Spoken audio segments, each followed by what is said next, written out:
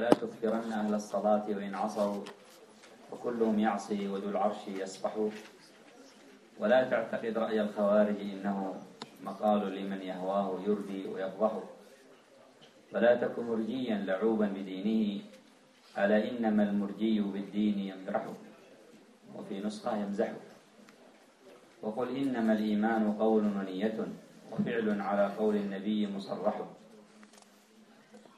وينقص طورا بالمعاصي وتارة بطاعته ينمي وفي الوزن يرجح. هذه الأبيات جعلها رحمه الله تعالى لمبحث الإيمان. فعلى وجه الاختصار، الإيمان عند أهل السنة والجماعة قول باللسان واعتقاد بالجنان وعمل بالجوارح والأركان يزيد بالطاعة وينقص بالمعصية. وقد دلت أدلة الكتاب والسنة على هذا التعريف للإيمان، فهو قول باللسان كما قال النبي عليه الصلاة والسلام: الإيمان 67 شعبة أعلاها قول لا إله إلا الله.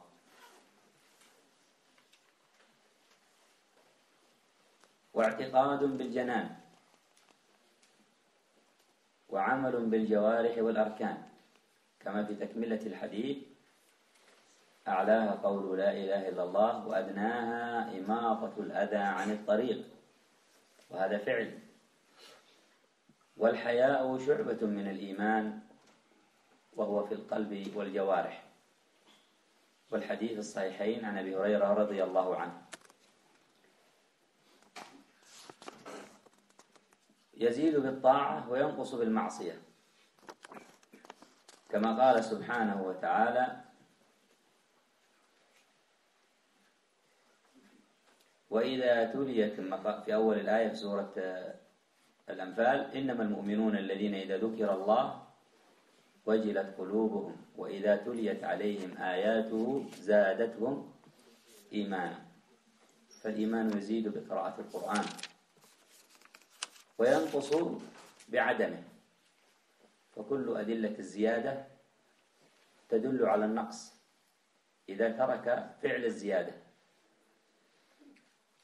وفي حديث أبي هريرة في الصحيحين قال النبي صلى الله عليه وسلم: لا يزني الزاني حين يزني وهو مؤمن، ولا يسرق السارق حين يسرق وهو مؤمن، ولا ينتهب نهبة حين ينتهبها وهو مؤمن.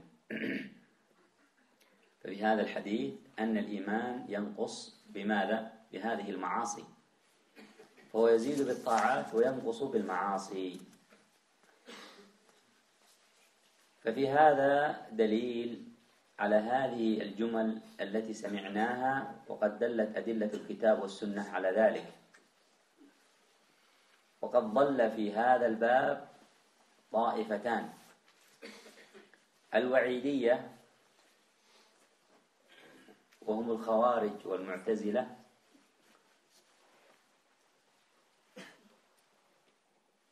فقد زعموا أن من وقع في الفسق فإنه يخرج من الإيمان على تفاصيل معروفة لا يسع ذكرها في هذا المقام. فزعموا أن من وقع في المعصية فهو ليس بمؤمن، وأنه مخلد في النار، وهذا باطل، لأن المؤمن إذا وقعت منه المعصية فهو ناقص الإيمان وليس كافر، إلا المعصية التي تكون كفرا كالردة وما كان بمعناها مما سماه الشرع كفرا.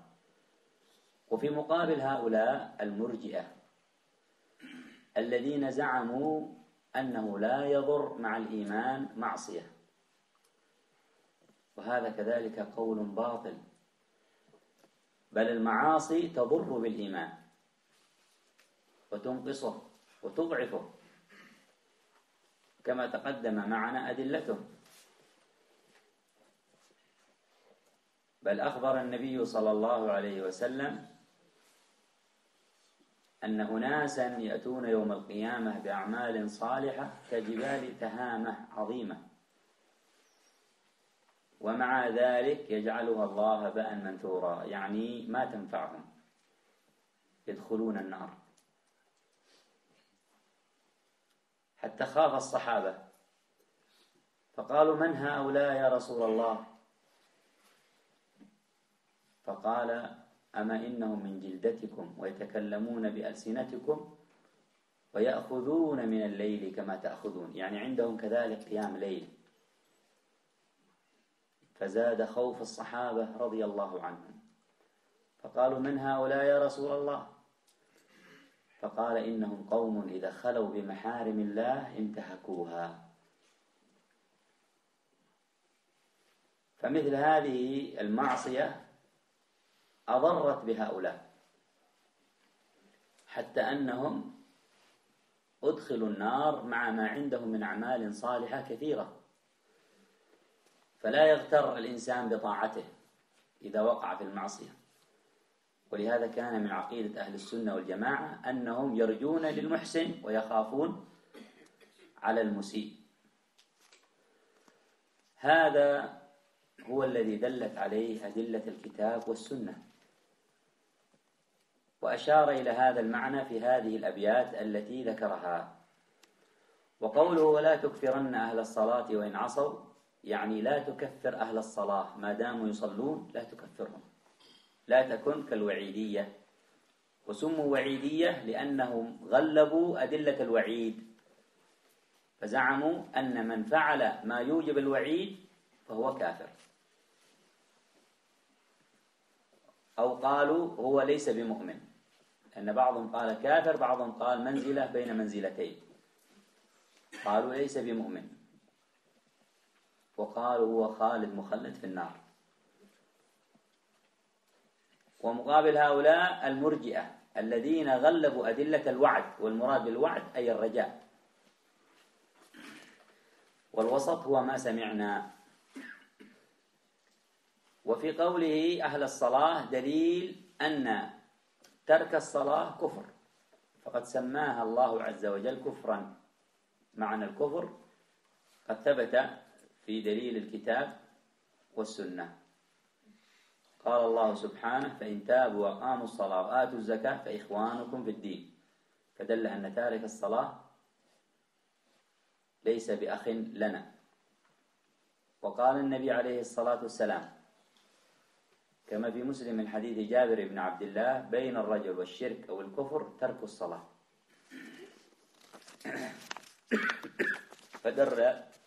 فدل على خطورة ترك الصلاة، وأنه يسمى في الشرع كفرا، فصاحبه كافر.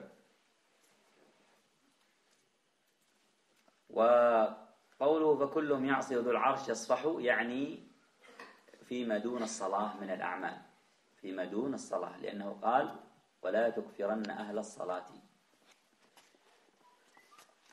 وباقي الأبيات واضحة يوضحها ما تقدم من إشارات تدل على هذا المعنى.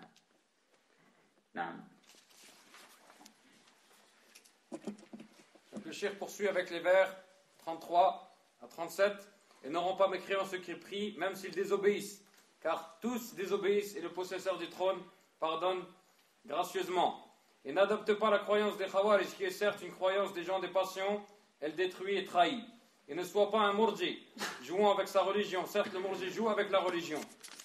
Et dit, la foi, l'iman, se compose de paroles, intentions et actes. Selon les paroles explicatives du prophète, elle diminue par les désobéissances, mais aussi augmente par les obéissances en l'emportant dans la balance. Donc, les vers 33 à 37, qui traitent de l'iman. On va parler de cela de manière résumée à cause du temps qui est court. L'iman chez Ahl-Sunnah, c'est qawl bil-lisan, parole avec la langue, acte avec les membres, croyance avec le cœur. Ça augmente avec l'obéissance et ça baisse avec la désobéissance. Et il y a des preuves à ce sujet-là qui prouvent cela du Coran et de la Sunna. Cette définition-là, c'est celle qu'ont donnée les savants à propos de l'iman. Conformément au hadith du prophète sallallahu alayhi wa sallam, qawlun bil lisan, quand le prophète alayhi salam, il a dit que l'iman correspond, l'iman c'est 60 et quelques branches. La plus haute, c'est la parole de la ilaha illallah, la plus basse, c'est celle d'enlever quelque chose qui gêne le chemin des gens, de la route, et le haya, la pudeur, est une des branches de la foi. Donc on a ici qawl bil lisan, parole avec la langue, donc le fait de dire la ilaha illallah qui est la plus élevée. On a la pudeur qui est donc un acte du cœur et également avec les membres, le haya, et on a aussi une action qui est le fait d'enlever quelque chose qui gêne sur le chemin des gens. Hadith rapporté par Al-Bukhari et Muslim selon Abu Huraira radiyallahu anhu. On a dit ça augmente avec l'obéissance et ça descend avec la désobéissance. Conformément au verset, surat numéro 8, Al-Anfal, le butin, verset numéro 2, le sens, les vrais croyants sont ceux dont le cœur frémisse quand on mentionne Allah. Et quand ces versets leur sont récités, cela fait augmenter leur foi. Cela fait augmenter leur foi, ce qui montre que l'iman, il augmente. Donc à travers la lecture du Coran, par exemple, l'iman augmente, et donc tout ce qui est sujet à augmentation est sujet également à diminution. Ou alors, ce qui est rapporté également dans le hadith selon Abu Huraira, par Al-Bukhari et Muslim, selon Abu Huraira radiyallahu anhu, le prophète sallallahu alayhi wa sallam a dit, le fornicateur lorsqu'il commet la fornication n'est pas croyant, et le voleur lorsqu'il commet un vol n'est pas croyant, et jusqu'à la fin du hadith, ce qui montre que l'iman faiblit. Puisqu'il n'est pas croyant ici, ça ne veut pas dire qu'il est mécréant, ça veut dire que l'iman, sa foi, elle faiblit de manière considérable. Donc comme on a dit avant, tout ce qui est sujet à augmentation est sujet à amoindrissement, conformément à ce qu'a cité donc l'auteur dans ses vers, et conformément au texte qu'on vient de voir à l'instant. Il y a plusieurs preuves du Coran et de la Sunna qui prouvent cela. Donc, comme dans ce point, comme les autres points précédents, il y a des fractions qui se sont égarées à ce propos-là. Il y en a deux, précisément. Il y a donc al-wa'idiyya. Al-wa'idiyya, c'est ceux qui ont mis en avant la menace. Ça vient du mot wa'id, qui sont donc al-khawarij et al-mu'tazila. Quand on dit al-wa'idiyya, ce qui est sous-entendu, c'est le khawarij et al-mu'tazila. Ils ont mis en avant les textes qui appuient sur le domaine de la menace. La menace pour celui qui désobéit. Et ils ont dit que celui qui commet al-fisq, donc la débauche, la désobéissance, il sort de l'iman. Il sort du cadre de l'iman. Il y a des détails à donner à ce propos-là, mais le temps nous presse, on va les laisser. Donc ils ont dit que celui qui commet une ma'siyah, un péché, n'est pas mu'min, n'est pas croyant. Et il sera éternellement en enfer. Et cette parole est complètement fausse. Car al-mu'min, le croyant qui commet un péché, qui commet une interdiction, qui commet une désobéissance, son iman, sa foi, elle baisse, mais il ne devient pas hors de la sphère, il ne sort pas de la sphère de l'islam, sauf la ma'siyah qui est kufr. Le péché qui est mécréance, qui est du kufr, qui fait sortir de l'islam, il y en a, mais ce n'est pas tous les péchés à l'absolu, tels que par exemple l'apostasie, quelqu'un qui devient apostat ridda. Donc ceux sur quoi les textes ont prouvé que c'était de la mécréance, d'accord, mais le reste non. Donc la première des fractions, premier extrême, c'est donc le wa'idi, le khawarij et le mu'tazila. Deuxième extrême, donc les laxistes, qui sont al murji'a, qui disent que tant que tu as l'iman, il n'y a pas de problème, tu peux faire des ma'siyah comme tu veux, tu peux faire des péchés comme tu veux, ça n'influe pas sur ton iman, sur ta foi. Et ceci également est faux. Comme les premiers ils ont tort, ces derniers également ont tort. Al-ma'siyah, le péché, a un effet néfaste et mauvais sur l'iman, sur la foi, comme on a vu auparavant. Donc, ce qui est demandé à la personne, c'est de faire de bons actes pour augmenter sa foi. Et il est venu dans le hadith qu'il y a des gens à la résurrection, le prophète sallallahu alayhi wa sallam a dit, il y a des gens à la résurrection qui vont venir avec de bons actes, comme Jibal Tihama, Sheikh. Tihama Mantiqa. نعم جبال بلاد اليمن. اليمن دائما اليمن. Donc, comme les montagnes de Tihama, qui est une région au Yémen, et malgré cela, ils vont rentrer en enfer. Malgré cela, ce sont des gens qui ont beaucoup d'actes, qui ont fait beaucoup de bonnes actions, mais malgré cela, ils vont rentrer en enfer. Donc, à tel point que les compagnons ont eu peur pour eux-mêmes. Ils ont dit, ils font de bons actes, ils ont des actes qui sont comparables à des montagnes, et malgré ça, ils vont rentrer en enfer. Donc, ils ont craint, ils ont interrogé le prophète, sallallahu alayhi wa sallam, qui leur a dit, ils ont interrogé, c'est qui ces gens? Il leur a dit, ce sont des gens comme vous, qui sont comme vous, des êtres humains comme vous, qui parlent votre langue et qui passent une partie de leur nuit en adoration, etc. Donc, les compagnons, radiyallahu anhum, ont été pris de panique à ce propos-là et ils ont craint. Et le prophète sallallahu alayhi wa sallam leur a caractérisé ces personnes en disant ce sont des gens que quand ils se retrouvent seuls, ils transgressent les limites qu'Allah a établies. Donc malgré leurs bons actes, ce sont des gens qui vont rentrer en enfer. Donc la personne ne doit pas être induite en erreur par ces bons actes qu'il met en avant, ta'a, etc. Mais il doit faire attention. Et aqidat ahl-sunnah wal jama'a, c'est quoi? La croyance des gens de la sunna, c'est qu'il faut espérer pour le bienfaisant et on craint également pour le malfaisant. On espère pour le bienfaisant la bonne récompense et le paradis, et on craint pour le malfaisant, celui qui commet des actes qui ne sont pas bien, des péchés, etc. On craint pour lui l'enfer et la mauvaise rétribution. Donc dans le vers numéro 33, ne rend pas mécréants ceux qui prient, même s'ils désobéissent, car tous désobéissent et le possesseur du trône pardonne gracieusement. Donc il dit, concernant ici la salat, la prière qui est citée, et que celui qui délaisse la prière sort de l'islam. Sort de l'islam. Donc, autre que les ma'asiyah, autre que la prière, les ma'asiyah, la personne ne sort pas de l'islam, contrairement à ce qu'on cite le wa'idiyya, donc on a dit le khawarij et le mu'tazila, et donc le wa'idiyya, on a dit ça vient du mot wa'id, qui est menace, qui ont dit que c'est un kafir, et certains d'autres, parmi eux, ils ont dit que il est pas croyant.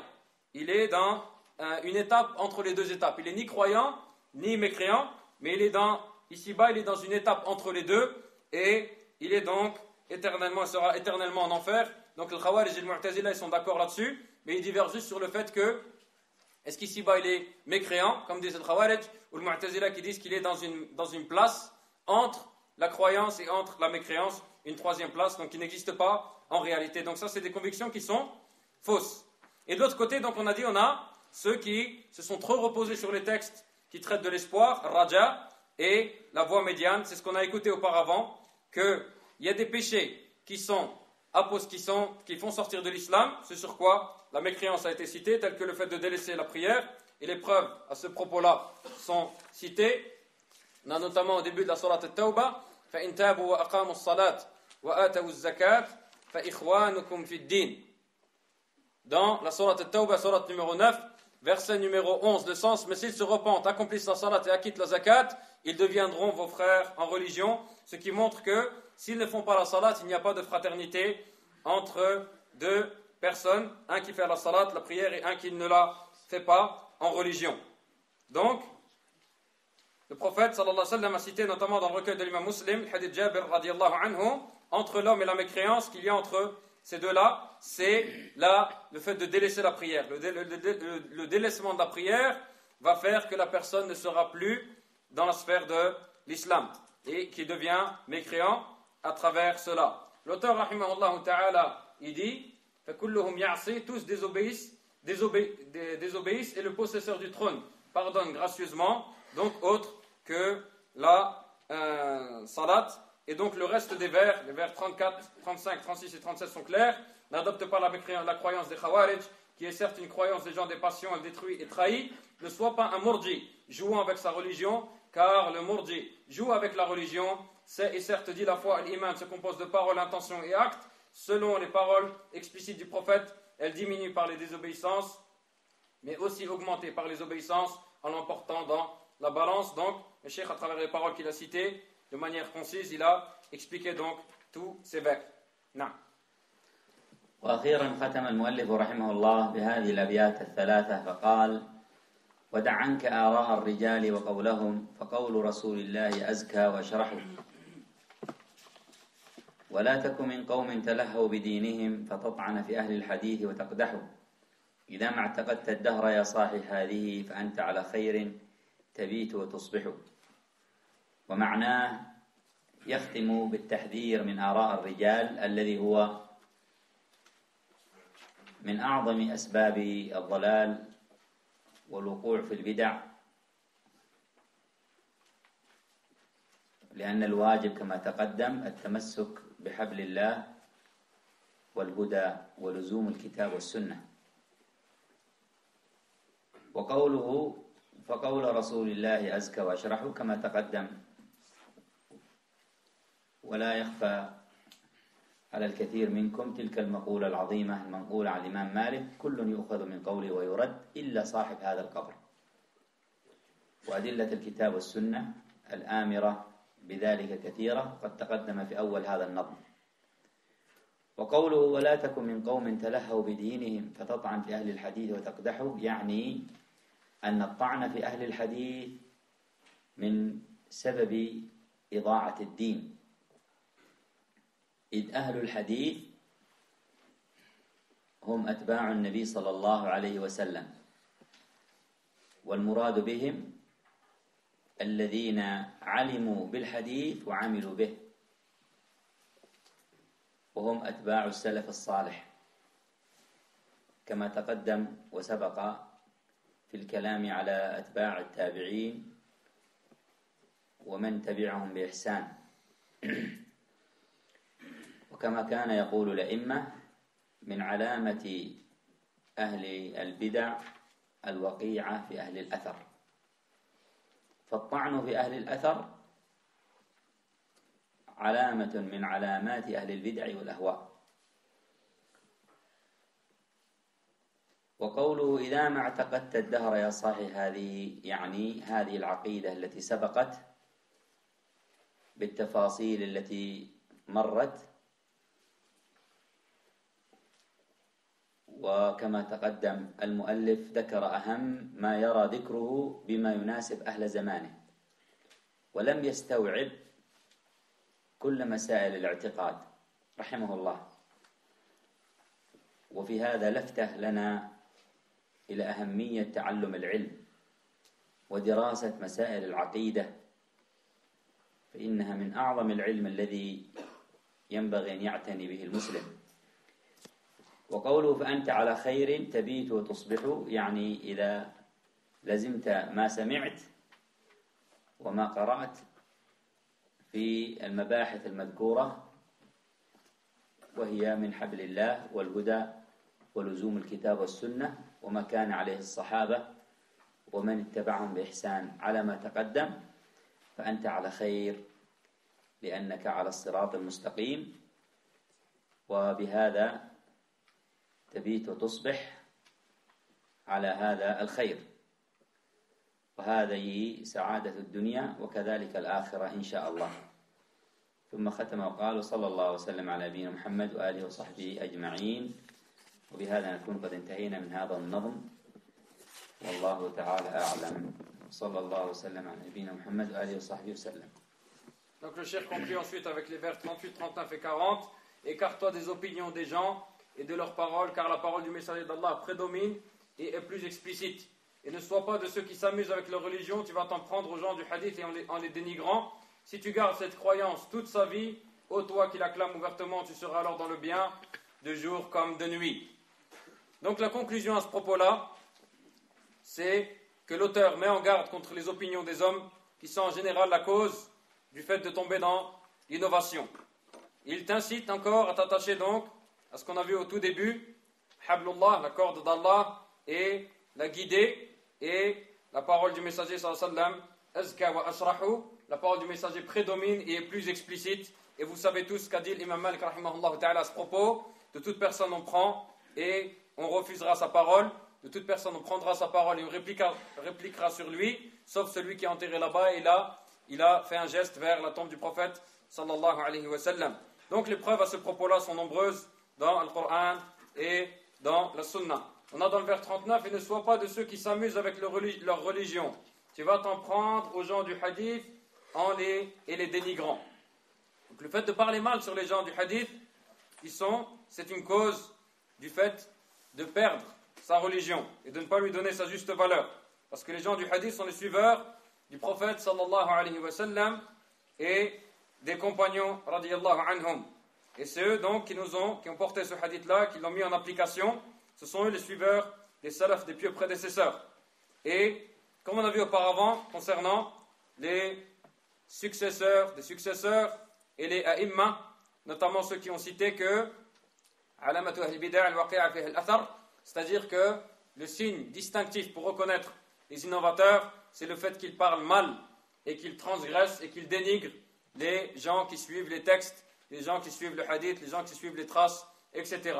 Et dans le vers 40, Si tu gardes cette croyance toute ta vie, ô toi qui l'acclames ouvertement, tu seras alors dans le bien de jour comme de nuit. Si tu as cette croyance, tu seras sauvé. Et donc, comme on a dit auparavant, l'auteur a mis en avant les points les plus importants qu'il avait besoin à son époque, les points dans la croyance qu'il avait besoin le plus et qu'il fallait mettre en avant à son époque, rahimahullah ta'ala. Et il n'a pas cité tous les points qui ont trait à la croyance ou à la conviction. Et Cheikh ici dit que ici il est important de mettre en avant et de citer que les points qui traitent de la aqidah et de la croyance sont des points qui sont importants, qu'il faut prendre en considération, qu'il faut étudier pour les connaître et les maîtriser. Et donc l'auteur dit, et si tu mets en pratique cela, tu seras alors dans le bien de jour comme de nuit. C'est-à-dire que si tu mets en pratique cela, tu seras sauvé, tu seras parmi les gens qui se sont attachés à la corde d'Allah, à ceux qui ont mis en application le kitab, le sunnah, le Coran et la sunnah du prophète sallallahu alayhi wa sallam, et qui aura suivi les compagnons de la meilleure des manières. Tu seras sur la voie droite aussi bien ici-bas que dans l'au-delà. Tu seras dans le bonheur ici-bas et dans l'au-delà. Et à travers ça, l'auteur a conclu sur les salutations du prophète sallallahu alayhi wa sallam. Donc on va poser, Inch'Allah, ce qu'on peut